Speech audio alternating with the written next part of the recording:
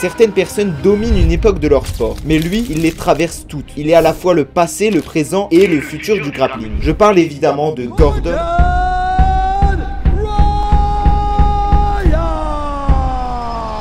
Comment un athlète peut-il régner en maître absolu sur son sport tout en étant une figure aussi controversée? C'est la question que nous nous posons aujourd'hui avec le phénomène Gordon Ryan. Et à la fin de la vidéo, vous ne le verrez plus de la même façon.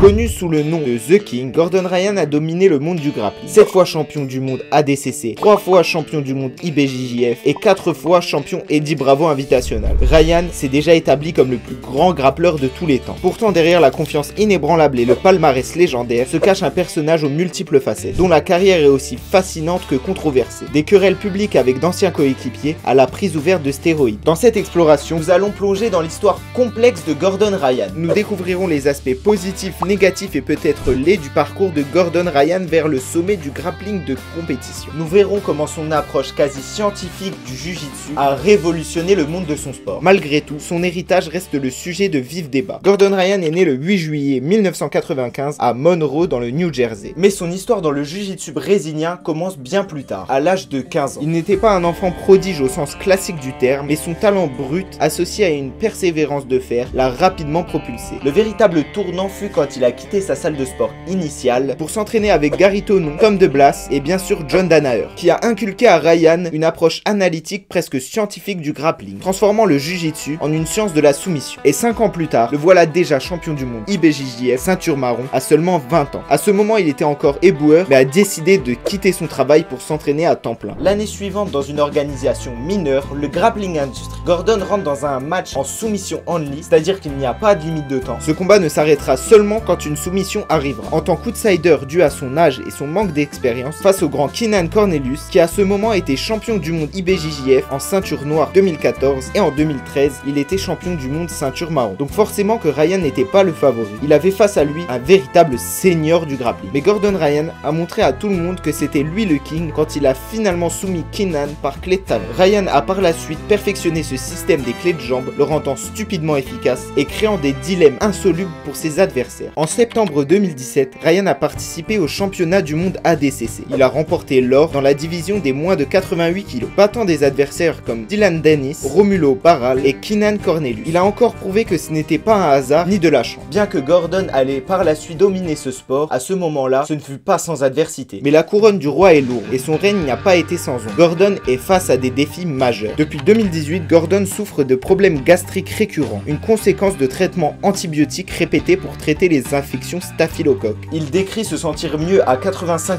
à un moment donné. Mais le 4e camp de Pena a été le plus dur qu'il ait eu à affronter physiquement. Ces problèmes l'ont forcé à se retirer des compétitions, affectant son poids et sa capacité à s'entraîner. Malgré ce défi persistant, Ryan n'a jamais baissé les bras et maintenu sa domination dans ce sport. Ce qui a amené beaucoup de gens à spéculer sur ce qui donnait exactement à Gordon un avantage sur la concurrence. Voici le physique de Gordon Ryan juste après sa maladie et 2 semaines après. Donc on peut s'imaginer la dose de produit qu'il doit prendre. Mais alors, est-ce que c'est ce qui rend Gordon Ryan si bon au jiu-jitsu? Ceux qui connaissent réellement savent que les stéroïdes sont très répandus à un niveau compétitif d'élite. Mais il n'y en a pas beaucoup qui assument leur utilisation de produits. Gordon a défendu son choix, causant un débat éthique majeur dans le sport. Sa philosophie de préférer mourir avec un héritage à 50 ans que d'être un gars normal à 70 ou 80 ans est révélatrice de sa mentalité à tout prix. Pour être juste envers Ryan, il est très ouvert et honnête au sujet de son utilisation des stéroïdes et de ses raisons d'en prendre. D'après ses anciens coéquipiers, Craig Jones et Nicky Rod ont tous deux spéculé qu'un facteur contributif significatif au succès de Ryan pourrait être une neurodivergence non diagnostiquée. Bien que ce soit évidemment une blague, il y a quelque chose à dire sur l'état d'esprit de quelqu'un comme Gordon Ryan. Bien que Gordon n'ait peut-être pas réellement d'autisme, il a une personnalité obsessionnelle qui concentre son attention sur le jiu-jitsu, ce qui signifie que son souci du détail concernant les techniques est inégalé. Et c'est cette obsession d'avoir une technique parfaite qui fait qu'au cours d'un long match, Gordon finira par pouvoir faire craquer n'importe quel adversaire avec le temps. Mais avec ce désir de perfection vient une peur inhérente de l'échec qui pousse Ryan à éviter de perdre à tout prix. Cependant, si nous sommes honnêtes sur les raisons exactes pour lesquelles Ryan est le meilleur grappleur du monde, nous devons regarder un peu plus profondément. Avoir un avantage naturel à apprendre et prendre une quantité significative de stéroïdes vous mènera très loin. Mais sans les bons entraînements et partenaires d'entraînement, le développement sera plus lent. En ce sens, Gordon a eu beaucoup de chance de vivre dans la même ville que l'un des plus grands esprits du sport lorsqu'il a commencé. Maintenant que Ryan a atteint le sommet du grappling de soumission, Ryan est aussi connu pour ses provocations sur les réseaux sociaux. Des commentaires parfois jugés insensibles aux allégations, son comportement a souvent créé des tensions et des conflits. Il a des différends très médiatisés avec d'anciens coéquipiers. On peut dire qu'il s'est fait quelques ennemis en cours de route. Ce qui a fait le plus de bruit, c'est la scission de l'équipe Danaher Death Squad en 2021. Cette équipe, autrefois unie sous la direction de John Danaher, a vu ses membres se séparer. D'un côté, Gordon Ryan et John Danaher créent la New Wave Jiu-Jitsu. De l'autre, Craig Jones et Nicky Rod ont fondé la B-Team. Au début, les spéculations courantes sur les raisons de la rupture de l'équipe tournaient autour des grands égos qui partageaient tous le même tapis. Des tensions sont apparues lorsque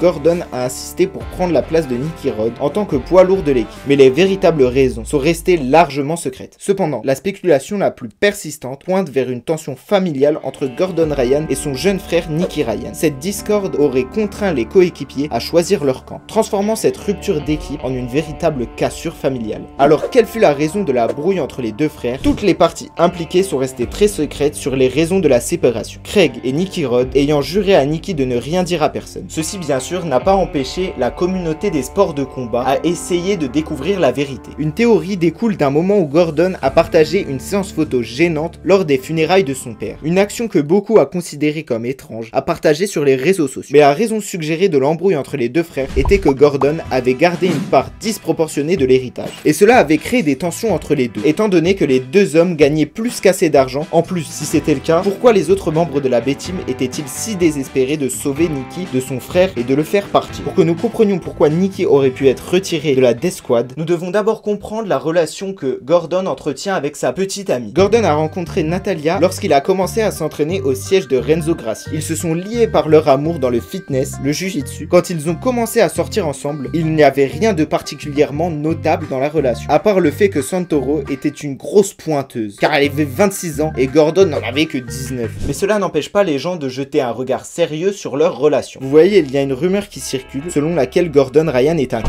C'est-à-dire qu'il aime regarder sa petite amie avec d'autres hommes. Et c'est la raison des moqueries constantes de la part des membres de la B-Team. Mais pourquoi la relation ouverte de Gordon serait-elle pertinente pour la rupture de la Death Squad? Eh bien, c'est là que les tensions entre les deux frères entrent en jeu. Des rumeurs plus sombres ont émergé, disant que Gordon avait encouragé des relations entre sa copine et son petit frère. Cela s'est passé lorsque Nicky était plus jeune, à la fois pour l'aider à perdre sa virginité. La raison qui me fait penser ça sont des messages de Craig Jones qui ont semblé accuser Sunny d'agression sexuelle. Craig Jones a même ironiquement suggéré que la B-Team s'était formée en raison des abus que Gordon faisait. Il y a aussi des moments où l'équipe plaisante sur le fait que Nicky est traumatisé par ses expériences de jeunesse et qu'il était maintenant celui qui avait le plus besoin de thérapie en conséquence. Mais bien que Craig et le reste de l'équipe abordent souvent la situation avec leur attitude joviale habituelle, cela ne signifie pas qu'ils n'ont pas pris au sérieux ce qui a causé la discorde entre les deux frères. On raconte même que Gordon Ryan a bu tout le lait maternel et c'est pour ça que Nicky Ryan est moins bon au jujitsu. The breeder of champions. Clearly. Sure, right? Yeah. Yeah. How'd that happen? Gordon got all the titty Breast milk. milk, right? Bien que ce ne soit techniquement que des rumeurs sur internet, il y a sûrement un certain nombre de pièces du puzzle qui s'emboîtent parfaitement. Mais comme Gordon et Nicky refusent tous les deux d'aborder directement la situation, cela a poussé les enquêteurs d'internet à tirer leurs propres conclusions. Bien que la principale cause de la scission de la Death Squad soit une cause familiale entre les deux frères, alors que la principale cause de la rupture de la Death Squad provient d'une relation fracturée entre Gordon et Nicky, la personne la plus virulente concernant les défauts de Gordon a été son ancien ami et partenaire d'entraînement, Craig Jones, bien que même leur statut d'ancien ami ait été remis en question. Par la suite, il y a eu la nouvelle compétition de Jiu-Jitsu, le CGI, à causer des complications supplémentaires à la carrière de Gordon Ryan. L'année dernière, Jones a organisé son événement inaugural, offrant un grand prix d'1 million de dollars à quiconque remportait sa division de poids respective. Compte tenu de la difficulté de gagner de l'argent en tant que grappleur professionnel, il n'a pas été surprenant de voir que de nombreux athlètes quittaient les compétitions traditionnelles telles que l'ADCC pour courir après un salaire énorme au CGI. En tant que champion ADCC à plusieurs reprises, Gordon fut l'un des rares compétiteurs majeurs à rester dans la compétition. Car tout simplement, il déteste Craig Jones. Même si un jour il pourrait être invité au CGI, comme cette année le CGI 2, il est invité. Et il a même dit qu'il ne participerait pas à l'ADCC 2025 de cette année. C'est peut-être la fin de carrière de Gordon Ryan. Bien que sa personnalité sans filtre et le drame qui s'est passé autour de lui l'ont rendu tout aussi polarisant en dehors dehors du sport, qu'il s'agisse de sa rivalité avec d'anciens coéquipiers ou des questions non résolues sur ses relations personnelles, l'histoire de Ryan est bien loin d'être simple. Et alors que le paysage du grappling de compétition évolue avec des événements comme le CGI 2 qui défient le prestige de l'ADCC, même son avenir de compétiteur est en suspens. Une chose reste certaine, qu'on l'aime ou qu'on le déteste, l'impact de Gordon Ryan sur le Jiu-Jitsu est indéniable, et son héritage, aussi compliqué qu'il soit, est encore en cours d'écriture. En tout cas les gars, merci d'avoir regardé cette vidéo. N'hésitez pas à vous abonner, à liker, et si vous êtes arrivé jusqu'ici, n'hésitez pas à commenter. Bisous!